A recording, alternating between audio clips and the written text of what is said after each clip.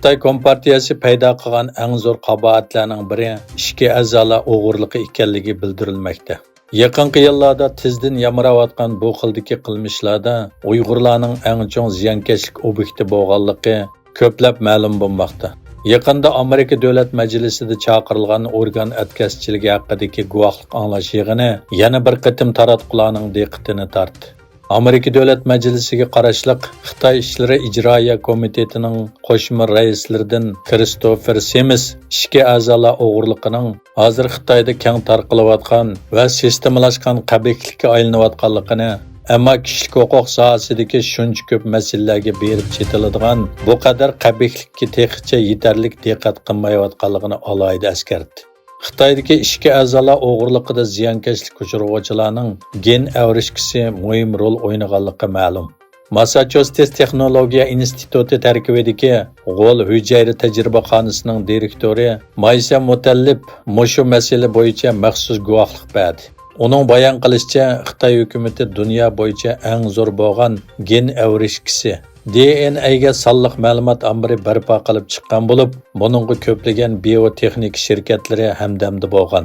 Chunki shaxslarning gen avrishkisi to'planganda uning ichki a'zolarining kimga tushadiganligiga hukm qilish osonlashadi. Ishg'oliyatga Sharq Turkistonni butunlay xitoylashtirish uchun atalmish G'arbiy rayon plani nomida Xitoy o'lkalaridan ko'chirib kelingan Xitoy oqqullarining sonida bu yil yangi rekord yaratilgan. Xitoy tashviqot organi Xalq to'rining 21-aprel xabar qilishicha, 2024-yili Xitoy oliy maktab o'quvchilari atalmish G'arbiy rayon plani bo'yicha fidoilarni qabul qilish nomida Sharq Turkistonga ko'chirib kelgan oqqullarning soni zo'r darajada oshgan bo'lib, bu yil mazkur to'r yo'lga qo'yilgandan buyangi Sharq Turkistonga ko'chirilgan Xitoy oqqullarning soni eng ko'p bir yil bo'lgan. Xalqaro emgak tashkiloti Birlashgan Davlatlar Tashkilotining ijtimoiy adolat, kishilik huquq va emgak huquqini ilgari surish qatorliq sohalarda xalqaroda e'tirof qilingan maxsus organi. Yaqinda bu organ o'zining yetakchi qo'llanmasidagi majburiy emgakka munosabatli mazmunlarga o'zgartish kirgizib, uning yangilangan nusxasini e'lon qilgan.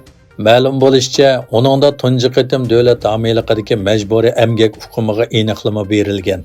Doktor Adrian Zins bu yangi qo'llanmaning xalqaroda Uyg'ur majburiy emgakiga taqobil turishda muhim rol o'ynaydiganligini aytdi. Amerika Davlat ishlar kotibi Antony Blinken Beijingda Xitoy tashqi ishlar ministri Wang Yi va davlat raisi Xi Jinping bilan ko'rishgan bo'lib, ikki chong davlat o'rtasidagi iqtisoddan texnikaga bo'lgan talash-tortishlar muzokara qilingan. Yig'indan keyin Wang Yi ikki davlat munosabatidagi pasib omillarning yanada ko'payayotganligini aytdi.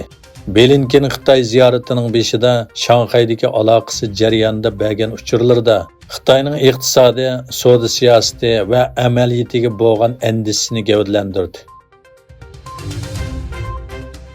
Qozog'iston prezidenti Qosim To'qayev keng ko'lamli kelkun sababidan ba'zi yezlarning ko'chirilganligini e'lon qildi.